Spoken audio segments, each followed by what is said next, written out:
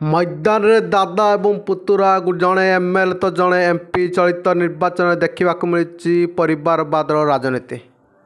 ढेंकानाल निर्वाचन मंडली में सुधीर कुमार सामल बीजेडी विधायक प्रार्थी होता बेले ढेंकानाल संसदीय क्षेत्र पुत्रा अर्थात डॉक्टर अविनाश सामल सांसद प्रार्थी भाव छिड़ा होती। दादा लड़ुंट एमएलए तो पुतुरा लड़ुंट एमपी का भाग्य कौन अच्छी जून 4 तारिख में जमापड़। आसंता 25 तारिख में ढेंकानाल मतदान हम तेबे दादा पुतुरा जोरदार प्रचार चलाई। पुतुरा राजनीति में संपूर्ण नुआ सेपटे सुधीर कुमार सामल 2 थर विधायक रही आसछन्ति। तेणु दादा अभिज्ञतार पुतुरा राजनीतिर बैतरणी को पारी हेबे बोली भावुछन्ति।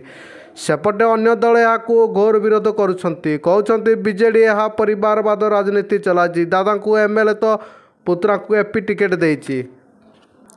बीजेपी कांग्रेस एक कथा को नहीं जनसाधारण पाखरे पहुँचाऊँगी। तेबे देखा जाओ जून तारिख में कौन है।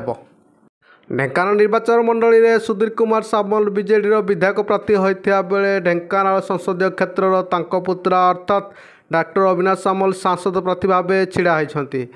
दादा लड़ुंट एमएलए तो पुतुरा लड़ुंट एमपी का भाग्य कौन अच्छी जून 4 तारिख में जमापड़। आसंता 25 तारिख में ढेंकानाल मतदान हम तेबे दादा पुतुरा जोरदार प्रचार चलाई। पुतुरा राजनीति में संपूर्ण नुआ सेपटे सुधीर कुमार सामल 2 थर विधायक रही आसछन्ति। तेणु दादा अभिज्ञतार पुतुरा राजनीतिर बैतरणी को पारी हेबे बोली भावुछन्ति।